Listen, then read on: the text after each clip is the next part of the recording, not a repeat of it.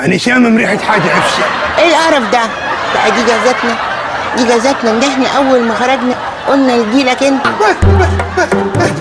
اعملكم كل اللي انتوا عايزينه بس اهم حاجه تاخدوا واجب الضيافه الاول في اوضه الضيوف اللازقه في الدوار على طول، تقعدوا فيه 48 ساعه ما تشوفوش الشمس. انت ليه يا اخي بتحبسنا كده وتكبت حريتنا؟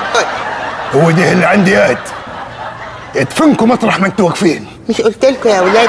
مش قلت لكم ان الكبير طيب قوي؟ في ايه؟ بيتك ده احنا ما صدقنا غفلنا وعينينا راحت في النوم. بتنور النور ليه؟ انت بتزعق ليه؟ مش شايفنا نايمين؟ لا مؤاخذه.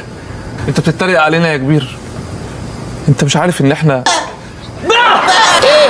ما انت عارف ان احنا ما بنعرفش ننام غير في جماعات زي البطاريق يا اخي. في ايه؟ الاوضه كنت نايمين فيها جماعه في البطاريق، بس الاوضه ضلمه وما فيهاش اي نور يا اخي. الاوضه اللي انا محملكم فيها اوبشن نور انت ما بتفهمش يا اخي ليه وخوفتنا ليه؟ احنا متاسفين يا كبير. هننام بكره واحنا منورين النور. تصبح على خير. هو الظاهر كده ان انتوا جتتكم خلاص. خد يا تعليق مني. ايه اللي انت لابسه؟ ايه يخرب بيتك؟ اطلع يا حبيبي، اطلع يا مستذئب، اطلع. ايه ده يا كبير؟ انت شفتني؟ اهلا وسهلا، اهلا وسهلا. لو احتجت اي حاجه والكلت انا هتجنن يا جدع والله العظيم.